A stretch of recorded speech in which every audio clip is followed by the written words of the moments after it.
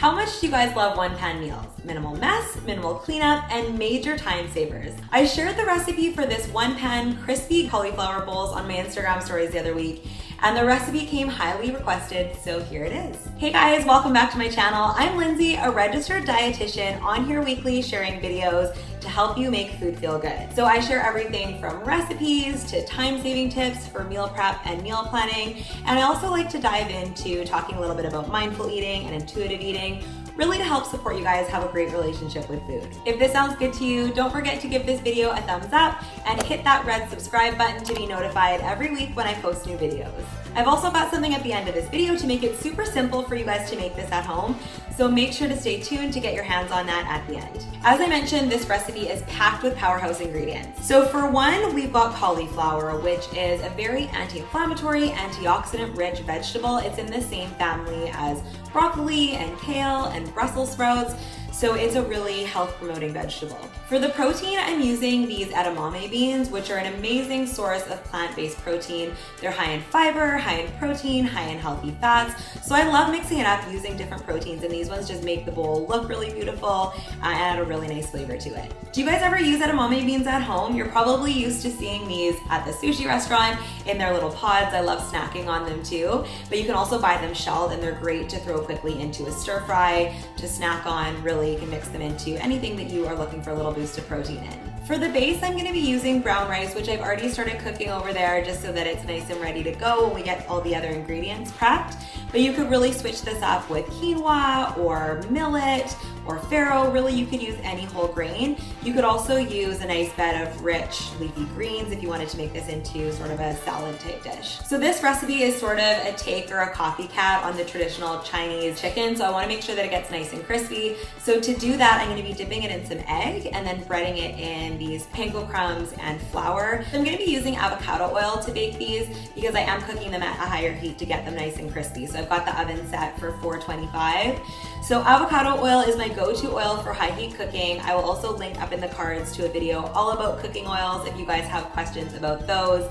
That's a great one to watch. All right, so let's get cooking. We're gonna start off by breading the cauliflower. So over here, I've got my breading station set up.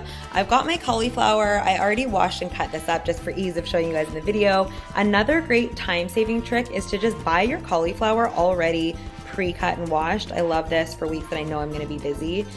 So then I'm gonna dip them into the egg, which is gonna help the panko and breadcrumbs stick. And then I'm gonna be transferring them onto this baking sheet to throw them into the oven.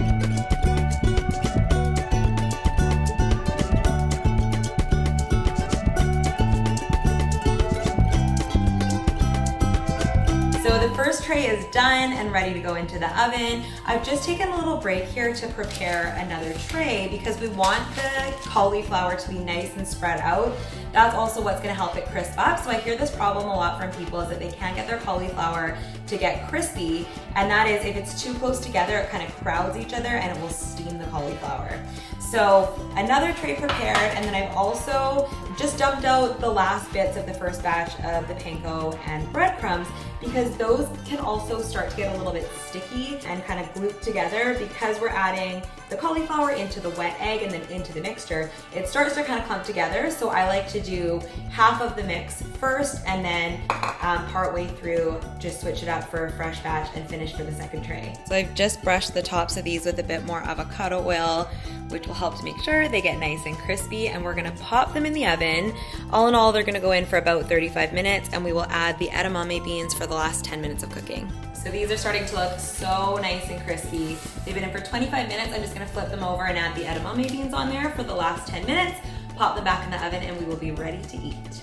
Just push the cauliflower over to one side of the tray, and then you can slide those edamame beans on the other end, and we'll throw them into the oven. Okay, so now for my little sauce shortcut, which I have to say I'm pretty proud of myself for.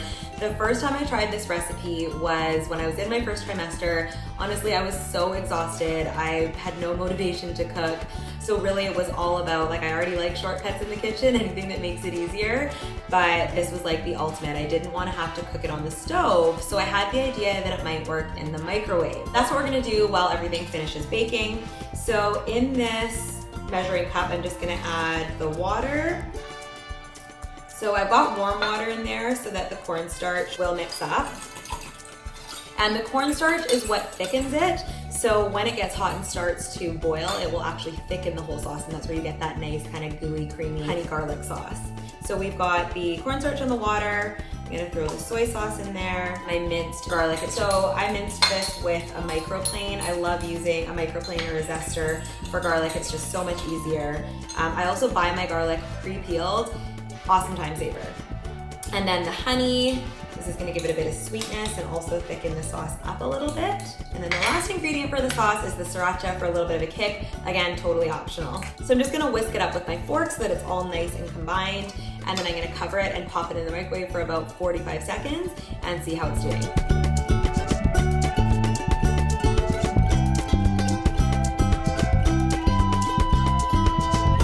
Okay, so now for the best part, we're ready to put our bowls together.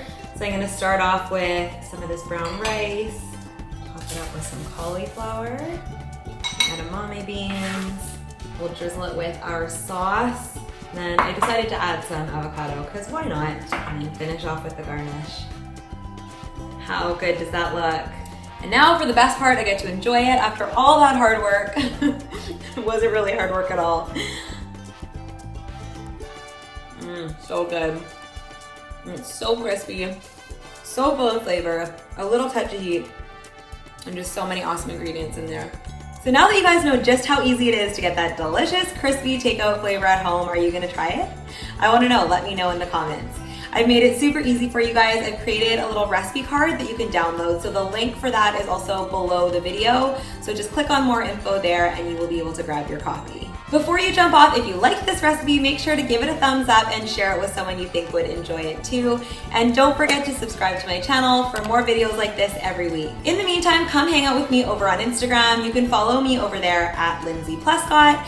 I'm on there daily with recipe, nutrition tips, behind the scenes in the kitchen, and I also do a lot of Instagram lives where I can hang out and chat with you guys directly. So thanks again for tuning in, and I will see you soon.